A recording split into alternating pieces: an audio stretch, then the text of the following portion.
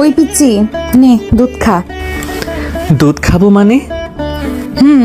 বাসর রাতে সব জামাইকেই দুধ খেতে হয়। তুমি কিভাবে জানো যে বাসর রাতে দুধ খেতে হয়? তুমি কি আগে কখনো বাসর করেছো নাকি? কুত্তা, একটা ঘুষি মেরে তোর গালের 32টা দাঁত ফেলে দিব বললাম। কি সব উল্টাপাল্টা কথা বলিস? রাইসা আপু একটু আগে এসে আমার হাতে দুধের গ্লাসটা দিয়ে বলল তোকে দুধটা খাওয়াতে। ও আচ্ছা, আপু বলছে। তা এইটা একটু ভালো করে বললেই তো পারো। আমি দুধ খাবো না। কেন খাবি না? কেন মানে?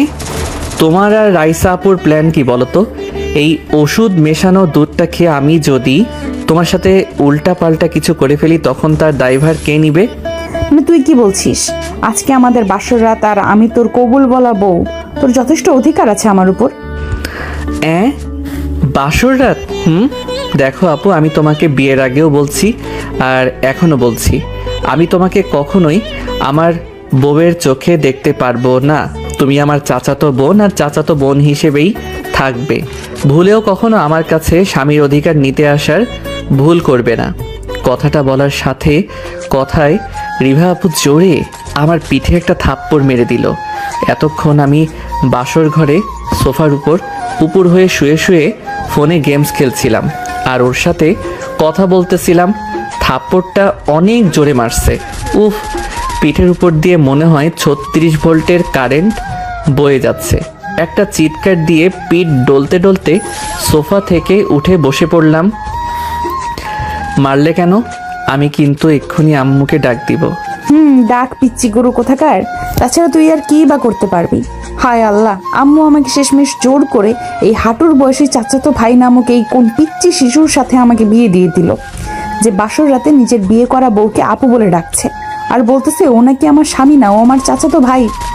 আর কোন আহাম্মক ছেলে এইভাবে নিজের বাসর রাতে ফোনে গেম খেলা নিয়ে ব্যস্ত থাকে? আমি থাকি। শোনো আপু, আমার কোনো ইচ্ছেই ছিল না তোমাকে বিয়ে করার। আমার ফেসবুকে 3-3টা গার্লফ্রেন্ড আছে, বুঝছো? আব্বু আম্মু জোর করে তোমার সাথে আমার বিয়েটা দিয়েছে বলে আমি তোমার সাথে বাসর ঘরে ঢুকছি।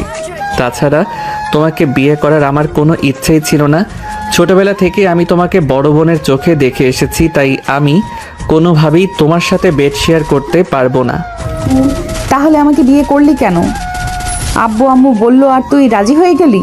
তুই না ছেলে, আর তোর নাকি ফেসবুকে অনেকগুলো গার্লফ্রেন্ড আছে, সেগুলো নিয়ে ভেগে গেলি না কেন? আমার জীবনটা কেন নষ্ট করলি? এখন যেইভাবেই হোক বিয়েটা যেহেতু হয়ে গেছে, সুতরাং তুই এখন আমার স্বামী। আর শোন, আমার সাথে তুই এরকম বাচ্চামো স্বভাব একদম করবি না। চুপচাপ আমি যা বলবো তাই শুনবি। আর হ্যাঁ, ভুলেও আমাকে আর রিফা আপু বলে ডাকবি না, না হলে কিন্তু মশলা বাটার মতো তোকে বেটে গুঁড়ো গুঁড়ো করে ফেলবো। তুমি কি আমাকে হুমকি দিচ্ছ? ভেবে নে তাই।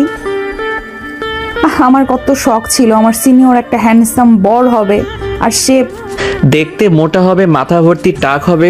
আচ্ছা আপু, সিনিয়র বর বলতে কি বুইড়া বেটা? আবিরের বাচ্চা, তুই একদম চুপ করে থাক, বেশি কথা বলবি না। যা, দরজার কাছে যা তুই। কেন? কেন আবার? তুই তো আমার আগেই বাসর ঘরে ঢুকে ফোন নিয়ে পড়ে গেছিস। আমার শাড়ির ঘোমটা তুলবে কে? বাসর রাতে বউয়ের শাড়ির ঘোমটা খুলে বউয়ের প্রশংসা করতে হয়, জানিস না তুই? না, আমি কিভাবে জানবো? প্রথমবার বিয়ে করছি তো। দ্বিতীয়বার কি আবার কারো সর্বনাশ করার ধান্দা আছে তোর?